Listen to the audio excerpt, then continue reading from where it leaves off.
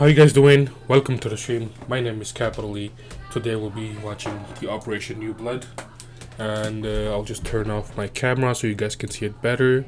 Just hold on 1 second. Webcam to delete it, and the volume is up, and enjoy. In this season, our Operator Remaster will impact the roster on both the defense and the attack. The recruit on each side of the action is getting remastered to meet today's meta. And creative director Alexander Karpazis is here to tell us more about what's in store for Operation New Blood.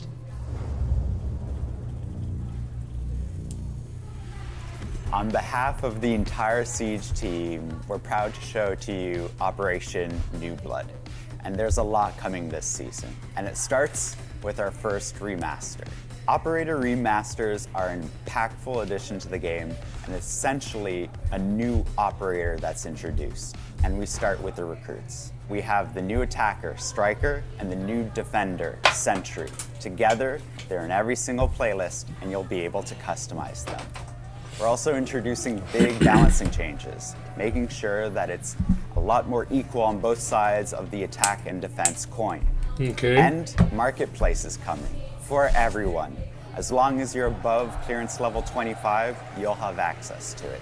For warming up, we're introducing the Endless Drill, allowing you to fight every single floor of a map over and over and over again so that you are warmed up for battle. And we have much more for you. That's good. Including a big update for weapon stats so that you get to learn more about the tools that you use in the game. All of us on the team are extremely excited about this new season, and we can't wait until you get your hands on it. The Siege team is always working to improve player protection. For the latest, Alexander Karpazis is back with an update.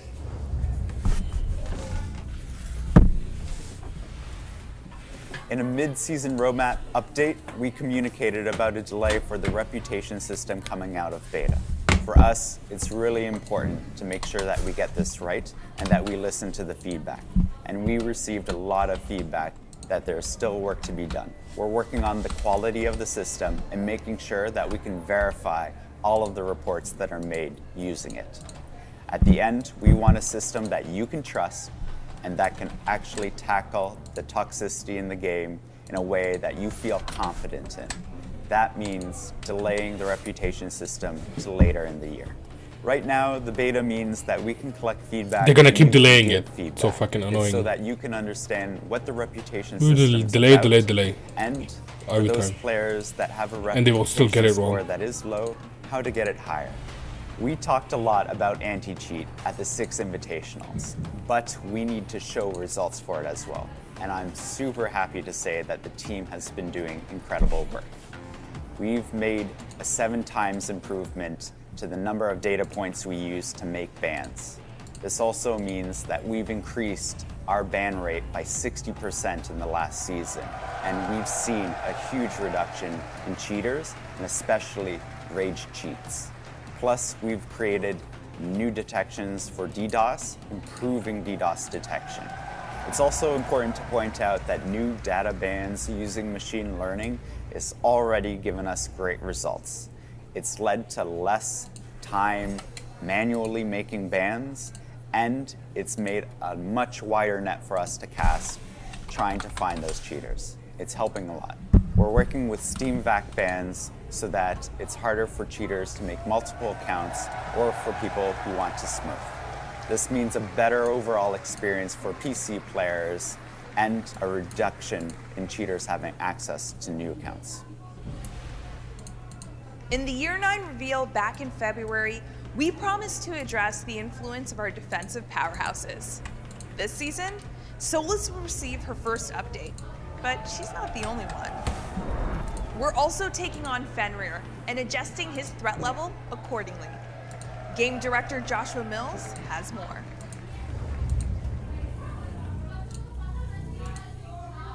So the philosophy for Year 9 and balancing is fundamentally getting that match between our attackers and our defenders. It doesn't matter what side of the fight you're on, you're engaged in a fair fight, and you have the tools you need to get the job done. For Season 2, as we mentioned at SI, we're actually going across to the defense side and going after a couple of those powerhouses. So this means Fenrir and Solus will be receiving updates. So Solus, the fact that she can take down all the drones in the prep phase is a huge problem.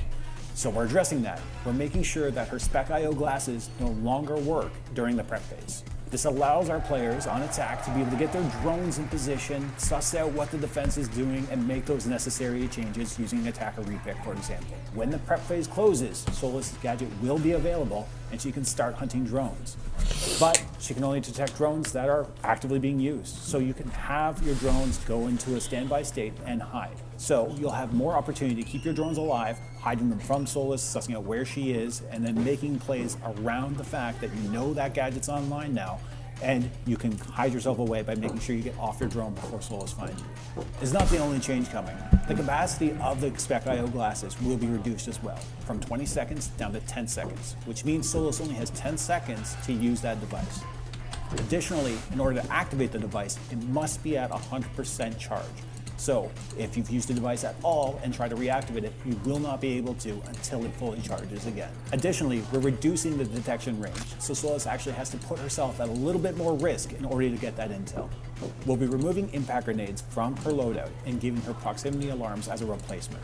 This is part one of a two-part update, and the reason we're doing that is one, for speed. We want to make sure that we get this stuff in your hands faster and that we release some of the pressure that some of these operators are causing. Now, we saw this work with Grim, where we did a part one and part two update, and that's exactly the same philosophy we're using for Solus here. Another operator update coming is for Fenrir. We'll be actually reducing how many mines he has from 5 to 4, and from 3 codes down to 2. He'll have to be much more selective about how he's using his gadget. Additionally, if a mine is disabled or destroyed, the code will be refunded due to this reduction. Additionally, those FNATs will no longer be bulletproof, which means Fenrir has to be very careful about where he places them because they are always going to be vulnerable. We're looking at his secondaries as well. Combining an FNAT with barbed wire can be very powerful. So we're actually removing the barbed wire and giving him observation blockers to help obscure where those FNATs are. We want to make sure that he is still scary, and you do need to pay attention to his gadgets. But at the same time, we want to bring him in line with the mythology that we have for the game, where gadgets should not be spammy. Right now, he has a lot of them, so we're tackling that. The Marketplace beta has seen a lot of engagement and has helped us refine the feature to get it ready for release this season. To give you more details, please welcome Associate Monetization Director Joey Adet-Pepe. On January 30th, the Rainbow Six Siege Marketplace has launched in beta phase, and we were beyond excited to see and feel the enthusiasm and engagement from the community. And now, we're extremely happy to announce that early in Season 2, all the players with a level 25 clearance and above will automatically get access to the marketplace without any registration needed whatsoever. As a reminder, the Rainbow Six Siege Marketplace is a web platform also optimized for mobile, where you, the players, can trade anonymously and safely your cosmetic item with the community for R6 credit. The beta phase has allowed us to gather feedback from the players, and now we're very confident with the full release of the marketplace. Also, coming early in Season 2, we are bringing new life improvement feature to the Siege Marketplace, such as item recommendations, item price history and graphs, and other UX and UI improvements. I want to thank you all for making the Rainbow Six Siege Marketplace a reality, and we'll continue to work hard to improve the feature so you get the best experience possible. Operation New Blood is bringing back a popular game mode for a limited run and adding a map filter option in the standard playlist, which live content director Christopher Budgeon can tell you all about. So this season, we're introducing a new system called map filtering in the standard playlist. This means that players can select playing ranked, non-ranked, or all maps within their experience. That means for the first time, you'll be able to play tactically on non-ranked maps within standard. Attrition is an arcade game mode that's coming back for a limited time, where every round, the operators that are played, both on attack and defense, are eliminated for the rest of the match. At the start of the match, 5 attackers and 5 defenders will be automatically removed randomly. That means going into the first round, attrition has already started and you'll have to play with the puzzle pieces available to you. Attrition playlist is coming back for a limited time from June 18th until July 2nd. New premium rewards are on the way as we're introducing membership this season. To give you more info, here's Business Strategy Director Mohammed Ben Hanada.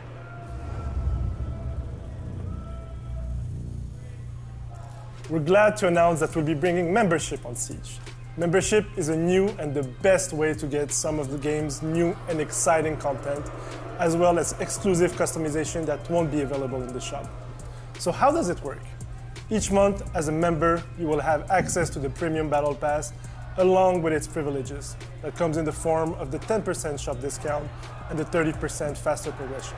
You will also get 10 Battle Pass tokens in order to kickstart your Battle Pass season, 1 Bravo pack, 1 full epic bundle, and 1 legendary item, which is part of a legendary bundle that will be tied to the season. The Premium Battle Pass, the 10 tokens, and the Bravo pack will be given as soon as you enroll and will be given each month at your rebilling date, while the full epic bundle and the legendary item will be given on the 28th of the month. For the players who stayed members throughout the season and got the 3 legendary items, and therefore the legendary bundle, you will also get an extra operator card unlocked as a bonus. Well, fuck the For players membership, I who will guess. join on the first week of season Greedy 2, ass. you will get an exclusive epic bundle only offered during that period, as well as 600 Rainbow Six credits. We want to make membership evolve in order to make members feel like true VIPs on Siege. So as always, we'll be listening to your feedbacks to see how we can make membership better for the upcoming seasons. My guy thinks Rainbow stay Six is tuned. Netflix. Hopefully no one pays Watching for a it. Siege match could be a powerful way to learn about the game, connect with your community, or see some of the best players in the world compete. We're introducing an updated viewing experience that will help you see more, learn more, and make each match all more thrilling to watch. UX designer Lawrence Ematenge is here to tell you all about it.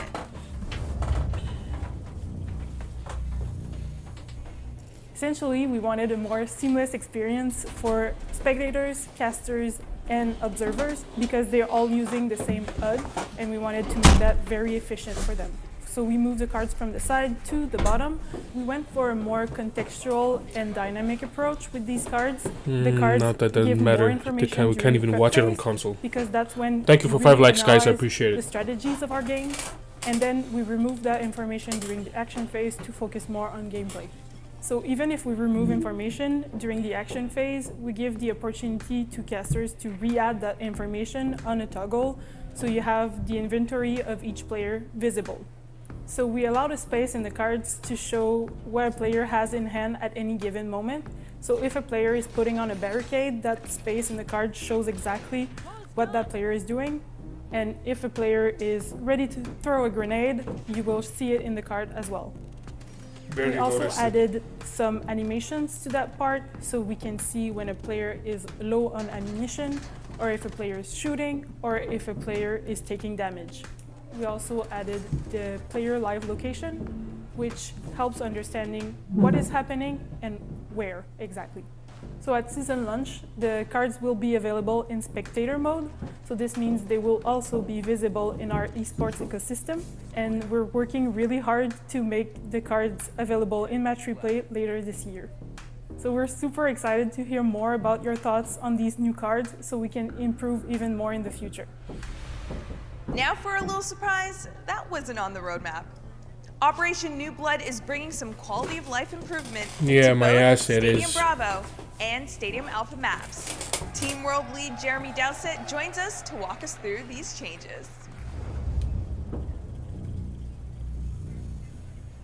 The Stadium Alpha and Stadium Bravo is really quality of life changes. The community loved them as events, and they came out in the playlists, but there was a problem, and the problem was the bulletproof glass. We overused it, we put it everywhere, we were experimenting, and the thing we've done is we've removed bulletproof glass from the objective sites.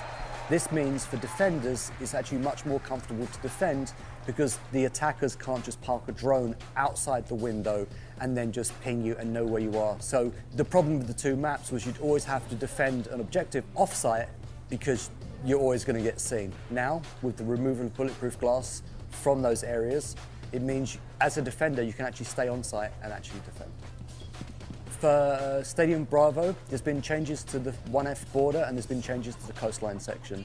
Again, these are just minor wall tweaks, doorway tweaks, nothing too serious, but we have linked a few areas with some extra doors. So showers are linked with the door, servers are now linked with the door, and we've added an extra hatch. Again, we've gone through and we've rebalanced the floors so they actually match to the objectives, so it's actually easier to attack and defend with the breakable floors. The team that worked upon these maps, Etienne, Alexandra, Jade, Dominic, the level design, they've done a really great job, and we're looking forward to these maps coming out into all of the playlists except for ranked, and we're looking forward to your feedback. This season is adding more playable operators, AI defenders, and map choices to the Versus AI and map training playlists. Plus, we've got a new drill coming for experienced players looking to sharpen their skills even further. To give you more details, Christopher Budgeon is back. For the Versus AI playlist, we're bringing 2 new maps, 2 new AI defenders, and 4 new playable attackers, including Deimos. Starting this season, you'll be able to warm up and train in the Versus AI playlist on both Coastline and Nighthaven. And the new AI defenders that you'll be able to train against are Vigil and Thunderbird. For playable operators, you'll now be able to choose between Ace, Habana, Blackbeard, and Deimos.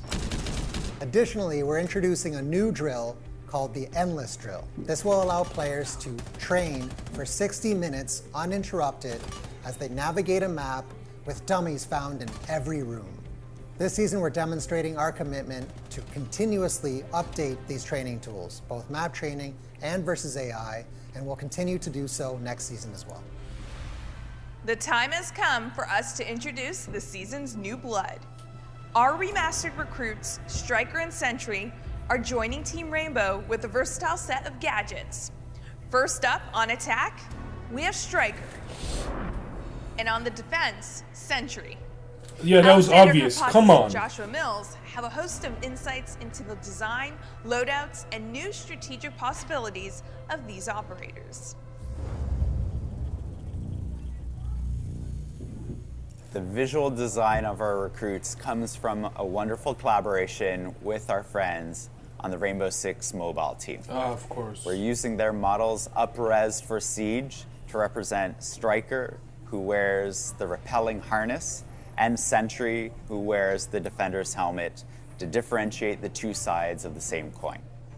These are the Swiss Army knives of the operators, and we intentionally wanted them to feel like a character you can embody. We've all been recruits at some point on our journey in Siege, and we want you to believe that you are that next recruit standing beside operators that are heroes and legends. We've also made sure that these recruits are customizable, so now you can kit them out the way that you want to represent yourself as a recruit in Rainbow Six Siege. So Season 2 is a really exciting moment for us on the team because this is when we get to introduce our first remaster. This is fundamentally our way of being able to maintain the health of the game, to go back and reevaluate different pieces of content that have been released over time, specifically our operators. And what a better place to start than Recruit.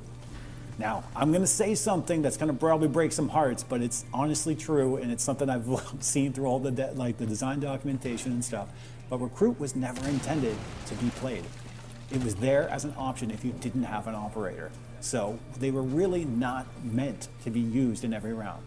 Well, we're changing that. That doesn't make any sense. Recruit needs to have their own moment to shine, and now they do. I gotta stop saying Recruit because it's plural, it's recruits.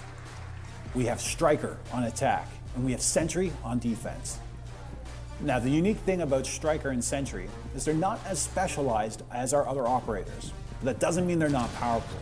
In fact, they will become your Swiss Army knife on attack or defense. Striker and Sentry's unique ability allows them to field 2 generic gadgets from their side of the fight.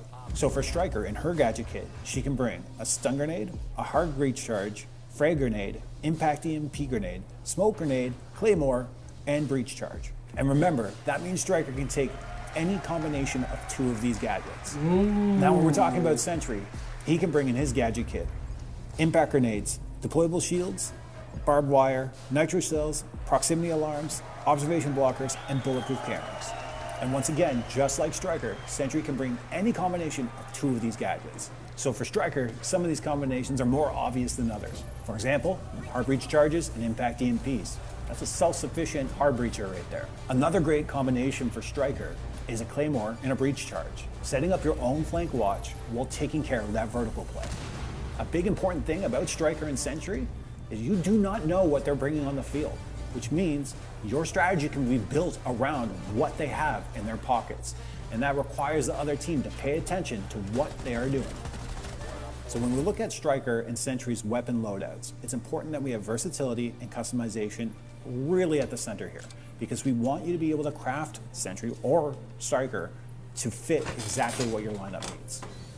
When we look at Striker's weapons, we want to remain true to what Recruit was originally, which is some good all-around weapons for each one of them. But in Striker's case, that means the M4 and the M249.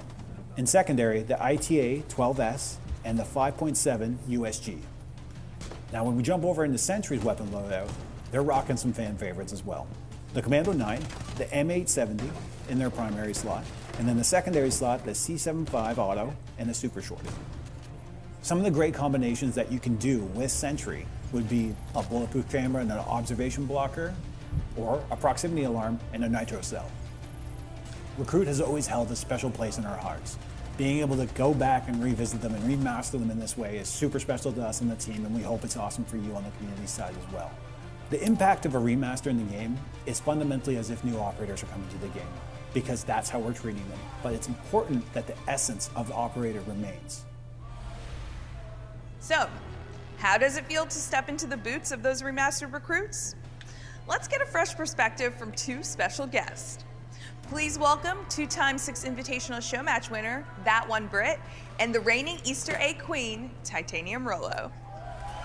The first thing that comes to mind about old recruits is kind of more of like meme gameplay, but this new recruit gives way more possibilities to the game, gives way more opportunities for your teammates to work together and accomplish the objective.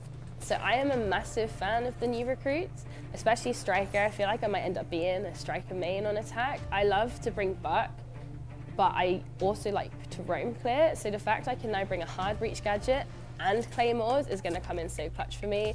And also being able to single-handedly get a wall open if you want to do like a back take, for example. You can bring pocket EMPs and also a hard breach gadget. So I love it for that. And also, so many people who are new to the game won't understand the unwritten rule of if people bring recruit, you have to too, or it's GN. And now it's going to save them from that because obviously only one person can bring it. So I'm quite happy about that. 100%.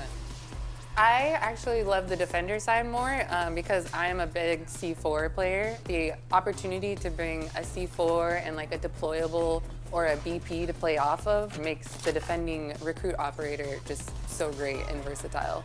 If I was going to play more aggressive, like she said, I would bring claymores and flashes and just claymore my flanks and then just flash right in and hopefully get a 3K at least. I mean, I think you're ace. You aced us earlier, so You're too sweet. easy for you. I love that. I'm going for a meme, flashes and smokes 100%, and I'm just going to throw all 5 in and hope for the best. But if I'm trying to play serious or solo queue, either hard breach claymore or hard breach EMPs. Just to like put on a final thing from my perspective, M4. M4. And then period. Just M4 period, exactly. You could play the season test server for Operation New Blood starting next week. Explore the strategies with both Sentry and Striker, and polish your skills with Endless Drill. This is also where I remind you about R6 Fix, the place to report issues you encounter and earn rewards for helping us out. Now, before we wrap up, we have an experiment for you that could turn into a feverish nightmare.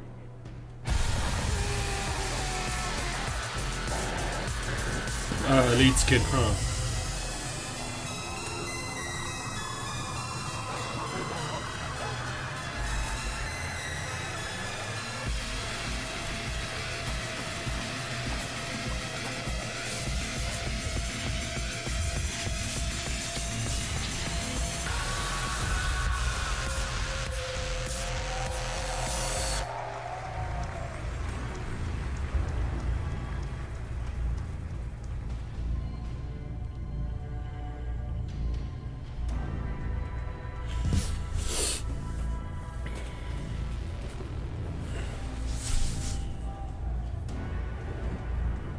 Okay, let me just go on YouTube.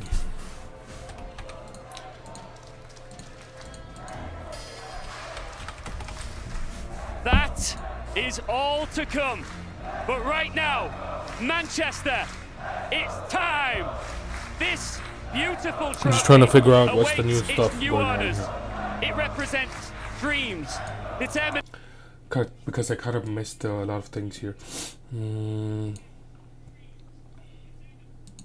Okay, let's see the tips here. So they're going to remaster Recruit.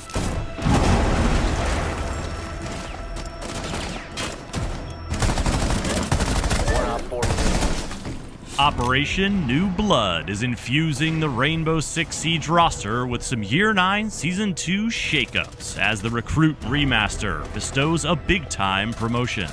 Say hello to Striker on the attack and Sentry on the defense. Though these former recruits don't have their own unique gadgets, they do have the unique ability to recruits, bring no? two What do you mean by different former secondary recruits? gadgets, allowing you to create some electrifying playmaking combos. Also this season, two dominant defenders, Fenrir and Solis, are dialing it back a notch, and Barbed Wire is sharpening its teeth. The noisy obstruction will now damage operators that move through it. These updates, as well as Versus AI additions, map filter changes, stadium renovations, and more are coming in Operation New Blood. The Recruit remaster is here, and henceforth these operators will be known as Striker and Sentry. Each can now be selected in ranked play, and their appearance can be customized in the manner every other operator is accustomed to. Unlike other operators, Striker and Sentry do not have unique gadgets. Instead, each can choose two secondary gadgets to bring into the fray. So Striker can finally realize the attacker's dream of solo opening an electrified wall by taking impact EMP grenades and a hard breach charge. Or perhaps just a regular breach charge paired with a strategic claymore to create routes that are perilous for defenders to follow. Every secondary gadget an attacker could choose, Striker gets to choose two, provided they aren't the same choice. So, no doubling down on smoke grenades, all you diffuser plant enthusiasts, maybe just some stuns on the side. Meanwhile, on defense, Sentry also has two choices to make, but from a very different pool of gadgets. They can go all in on the intel game by bringing an observation blocker and placing a bulletproof camera nearby to further deter prying eyes. Or they can create some very dangerous situations by serving up strategic proximity alarm placement with a nitro cell chaser. The key here is flexibility, as both Sentry and Striker open up possibilities for both solo and team utility compositions that were not possible before, and each one has a versatile loadout to match. On the attack, Striker brandishes the M4 assault rifle or the M249 light machine gun as their primary, with the 5.7 USG pistol or ITA-12S shotgun as their secondary. Sentry, on the defense, wields the Commando 9 assault rifle, or the M870 shotgun as their primary options, with the C75 auto machine pistol or Super Shorty shotgun in the secondary slot. Operation New Blood is also bringing balancing changes for Fenrir and Solis to address these dominant defenders. Fenrir will now only have 4 FNAT Dread Mines to distribute, with 2 activation codes to deploy amongst them, and the mines will no longer be bulletproof in any state. This means less mines are active, and they're easier to remove. But once a mine is destroyed, Fenrir will now be refunded the code instead of losing it, allowing him to more easily use the full complement of his mines. As for his loadout, his barbed wire option will be replaced with the observation blocker. On the Solis side, her Spec IO electrosensor will no longer be usable during the prep phase, giving droning attackers a little more breathing room. Once the action phase is underway, the gadget will have a reduced duration of 10 seconds, as well as a reduced range of 12 meters. Plus, it'll need to be fully recharged before each activation. Finally, her impact grenade option is being replaced with proximity alarm. For more, bullshit. follow this channel and visit us at news.ubisoft.com. Okay, so that's a nerf, basically. Okay, if I reload this, there's nothing new here. Bunch of skull and bones, but what if I go back?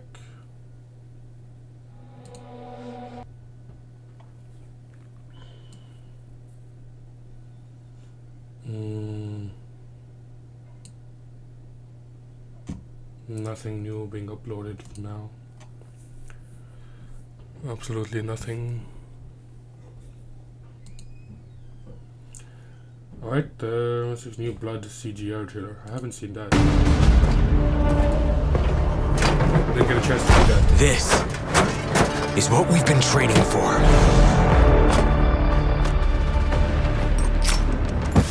There is no angle we can't cover. We are Rainbow. Reporting for duty. It's a pretty good CGI.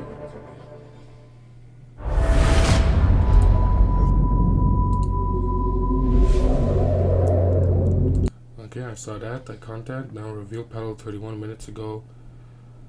Elite. Not gonna lie. Doesn't look as good as I thought it would look. So let me just get this straight. Hello, everyone, and welcome to Operation Season 2 of Rainbow Side. Both the defense is getting this. It's here to tell us more about what's in store for Operation New Blood. पापा जी मैं लोग joke सुन